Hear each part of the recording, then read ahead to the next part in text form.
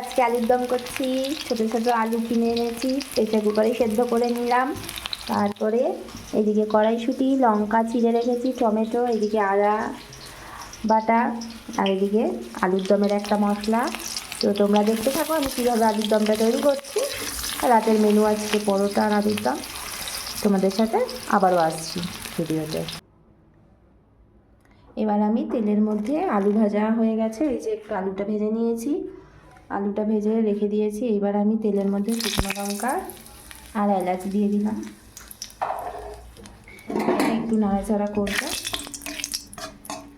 করার পর এবার আমি একে একে আমার আদা বাটা যেটা রেখেছি সেটা দিয়ে দিই।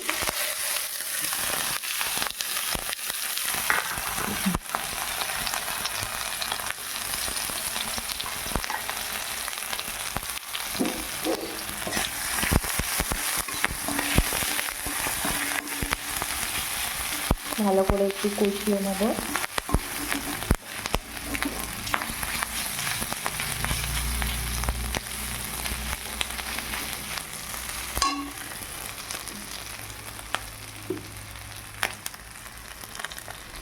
আদাটা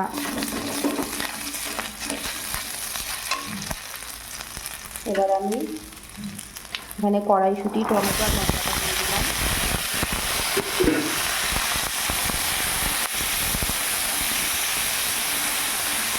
এটা একটু ভাজা ভাজা হোক।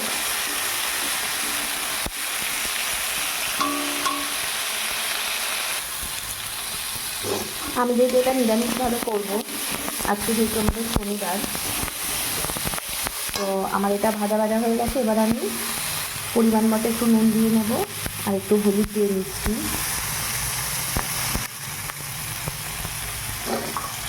সাথে জিরের গুঁড়ো দিয়ে দিলাম।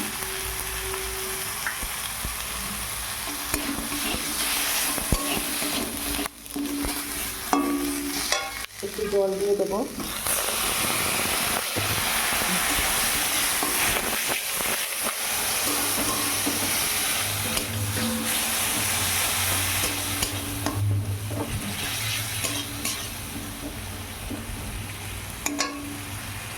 যেহেতু নিরামিষ, এবার দিয়ে দিলাম এই যে আলুর দমের মশলাটা।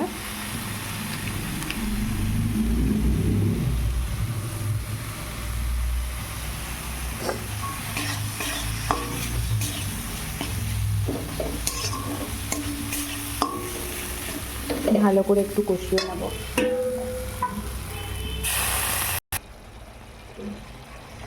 এই যে আমার মশলাটা প্রায় কষানো হয়ে গেছে, এবার আমি আলুটা দিয়ে দেব।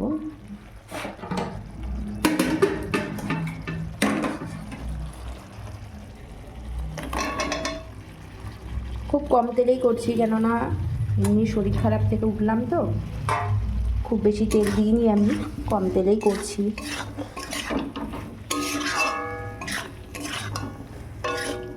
আলুটা সেদ্ধ করে নিয়েছিলাম, ওর জন্য বেশিক্ষণ লাগবে না।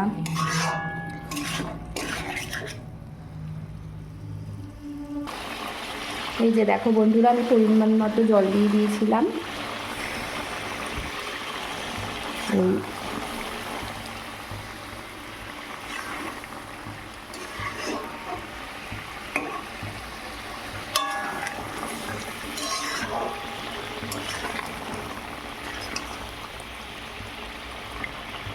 কড়াইশুঁটি দিয়ে কিন্তু এরকম আলুর দম খেতে শীতকালে আমি একটু পরোটা করব, তো ভালোই লাগবে আশা করি।